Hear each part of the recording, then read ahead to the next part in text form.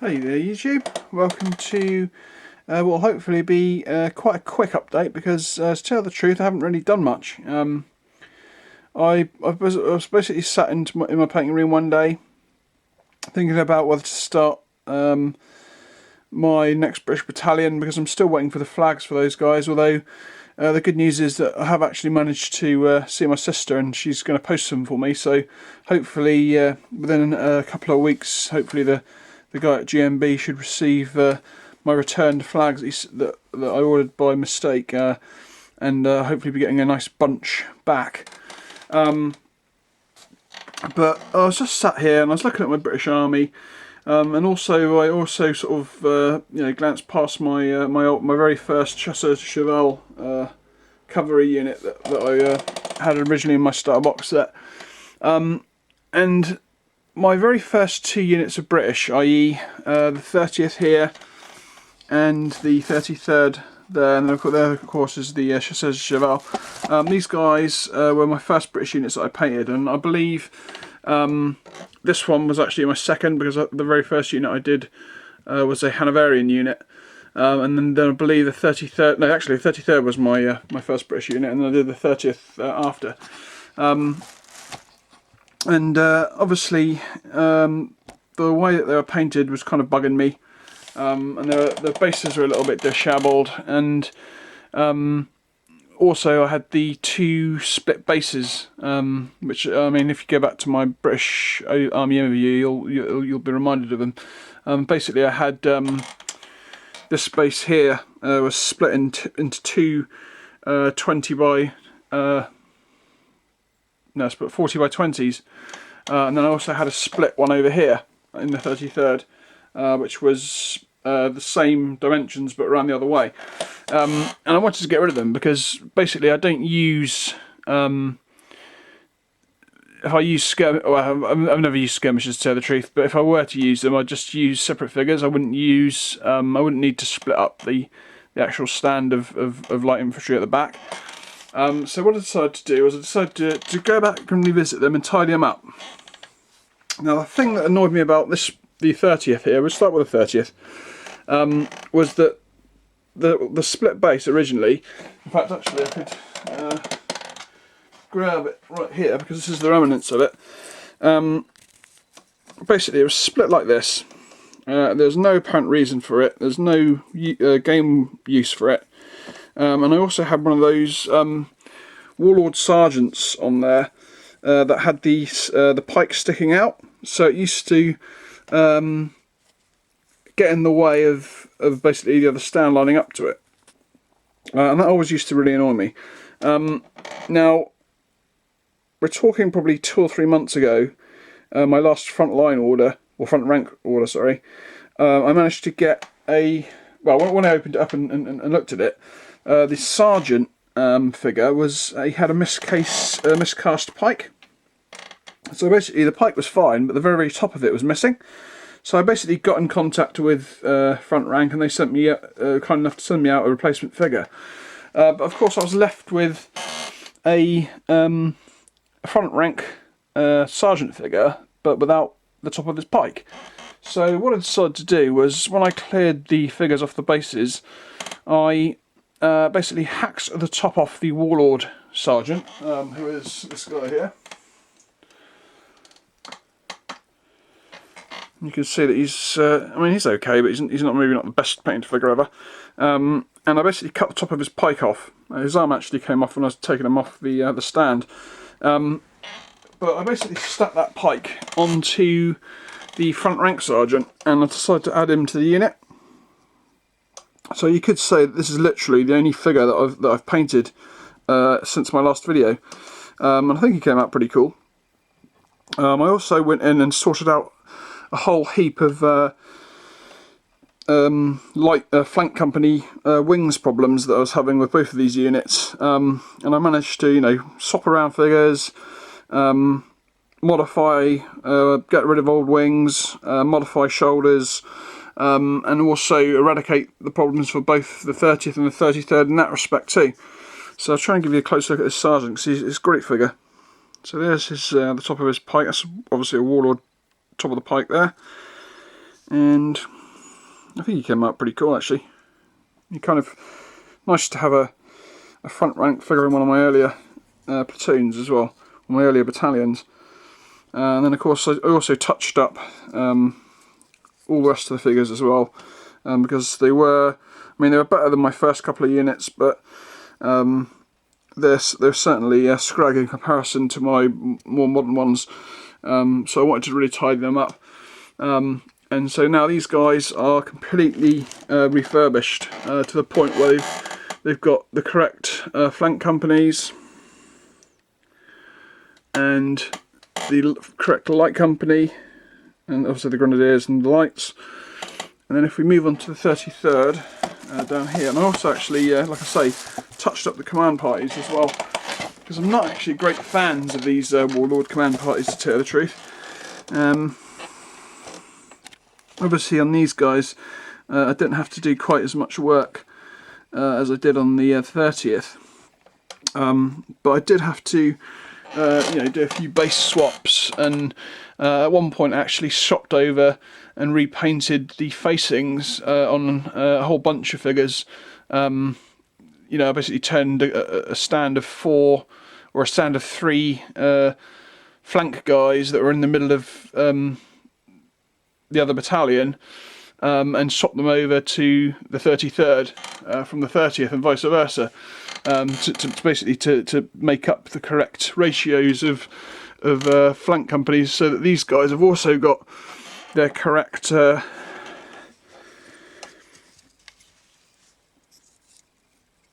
flank companies now. And like I say, they didn't need too much done to them. I literally just tidied them up.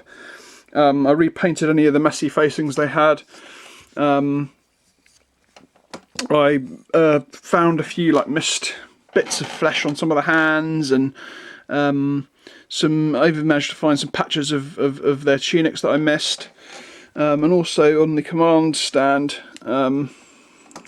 this one obviously has got the sergeant in the back of the command party in this particular stand.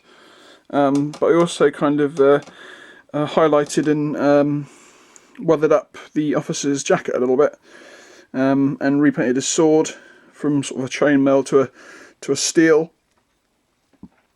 And I also recoloured the ensign's chevrons, which were gold, and they should be silver. So that's I think, for a little, not massive amount of work, but I'm really happy with how these units are looking now. And within my own mind, that they're kind of up to a standard where I'm happy with them again, because they're always sort of niggling in the back of my mind whenever I'd look at them. I mean, they're still not quite as good as my later units, but I think they look great overall now. And I also obviously did the same with this command stand as well. I weathered up the officer's jacket a bit, and highlighted some of the trousers, and just little bits and pieces that I didn't really do back in the day when I first began. And then I did a little bit of touch-up work on these guys as well. I'm sure if you remember back a few videos ago, I did quite an extensive overhaul on them from what they used to be. And I was kind of looking at them the other day, and there was still a few things that I wanted to address. And the main thing was that they didn't have a elite company, so that was a quick and easy job. I couldn't find my Warlord sprues, so I used a couple of Perry's heads and cut up basically a couple of British normal British heads, and stuck them onto the collars. In fact, actually no, I just cut the heads off the original figures and left the collars, and just stuck the Perry's heads on. So these guys have now got their elite company, which is great. And the other thing that I did was I touched up the officer a little. I gave him a red sash. I gave him his silver epaulettes and a silver sword. And the final thing was that I used a spare Perry arm to give him a different sword arm compared to all the other sort of rank and file troopers, to make him stand out more. and I think that really makes quite a big difference. And now I'm really happy with these guys. I can really call them like truly finished now. So that is literally all I've been doing. I've been playing like some games, well, a game of Core Space, which I started way back. Would it be last Monday? Last Monday, I think, when my friend came round, in which I mean he was coming around from I guess he came about 10:30.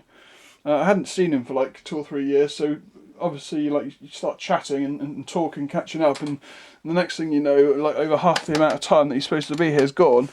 And when we actually sat down and started playing the game, which sort of took me 2 hours to set up with sort of a custom map, he actually more or less had to go. So I've kind of been playing on the game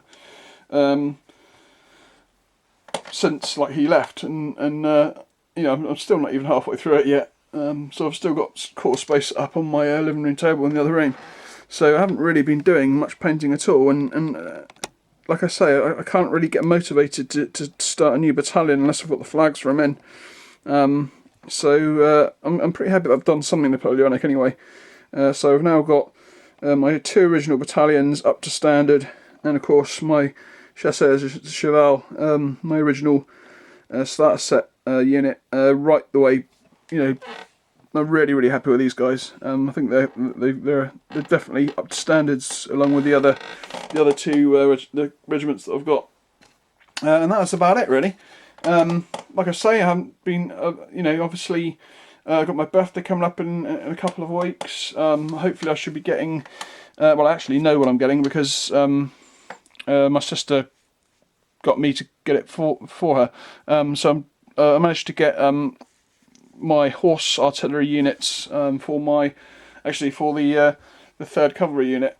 Now what I decided to do with those is, because they only make, Perry's only make like one position of each type of gun for horse artillery, I decided to get one of each, so I wouldn't have like a double crew. And although I haven't really decided what I'm going to do for the second guns of each battery, I might for the temporary status have like a mixed battery of 1 cannon and 1 howitzer for the horse artillery, instead of having a battery of howitzers and a battery of 6-pounders.